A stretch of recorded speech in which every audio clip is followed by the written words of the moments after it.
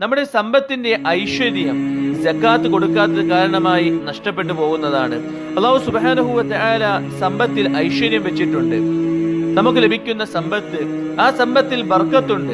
പക്ഷെ സക്കാത്ത് കൊടുക്കാത്തത് കാരണമായി ആ സമ്പത്തിലെ ബർക്കത്ത്, ഐശ്വര്യം നഷ്ടപ്പെട്ടു പോകുന്നതാണ്.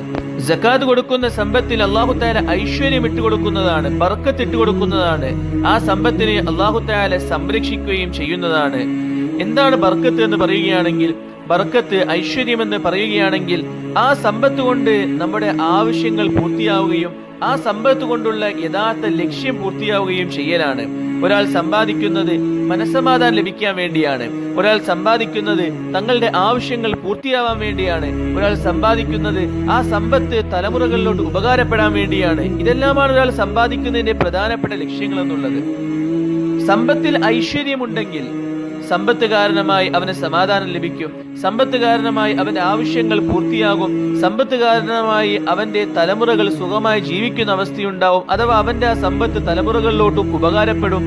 ഇത് ഐശ്വര്യമുണ്ടെങ്കിൽ ആ സമ്പത്ത് കാരണമായി ലഭിക്കുന്ന നേട്ടങ്ങളാണ്.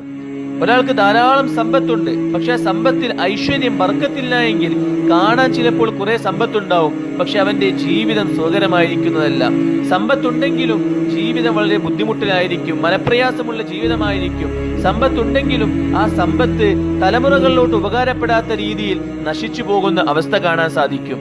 ഇതാണ് ബർക്കത്തില്ലായ്മ, ഐശ്വര്യമില്ലായ്മ എന്ന് പറയുന്നത്. അതുകൊണ്ട് യഥാർത്ഥമായി വേണ്ടത് ധാരാളം സമ്പത്തല്ല, ഉള്ള സമ്പത്തിൽ ഐശ്വര്യമാണ് വേണ്ടത്. അതാണ് അള്ളാഹുവിൽ നിന്നുമുള്ള അനുഗ്രഹം. എന്നാൽ ധാരാളം സമ്പത്ത് ഉണ്ടായതുകൊണ്ട് ഒരാൾക്ക് ജീവിതം സുഖമായിക്കൊള്ളണമെന്നില്ല. നേരെ മറിച്ച് കുറച്ച് സമ്പത്താണെങ്കിലും അതിൽ അള്ളാഹു ഐശ്വര്യം വെച്ചിട്ടുണ്ട് എങ്കിൽ അവന്റെ ആവശ്യങ്ങൾ ആ കുറച്ച് സമ്പത്ത് കൊണ്ട് പൂർത്തിയാവുന്നതും ആ സമ്പത്ത് കൊണ്ട് സമാധാനത്തോടുകൂടി ജീവിക്കാൻ സാധിക്കുന്നതും ആ സമ്പത്ത് അവന്റെ സന്താനങ്ങൾക്ക് ഉപകാരപ്പെടുന്ന രീതിയിൽ അള്ളാഹു സംരക്ഷിക്കുന്നതുമാണ്. എന്നാൽ ധാരാളം സമ്പത്തുണ്ട്, ഐശ്വര്യമില്ല എങ്കിൽ ആ സമ്പത്ത് കൊണ്ട് കിട്ടേണ്ട ഗുണങ്ങളൊന്നും അവൻ ലഭിക്കുന്നതല്ല. കാണാൻ കുറയുണ്ടെങ്കിലും അതുകൊണ്ട് അവന് പ്രയോജനം ഉണ്ടാവുന്നതല്ല എന്ന് നമുക്ക് മനസ്സിലാക്കാൻ സാധിക്കുന്നതാണ്. ഈ സമ്പത്തിൽ ഐശ്വര്യം ഉണ്ടാവണമെങ്കിലും അള്ളാഹു ആ സമ്പത്തിനെ സംരക്ഷിക്കണമെങ്കിലും ആ സമ്പത്തിന് സക്കാത്ത് കൊടുക്കുക എന്നുള്ളത് നിർബന്ധമായ കാര്യമാണ്.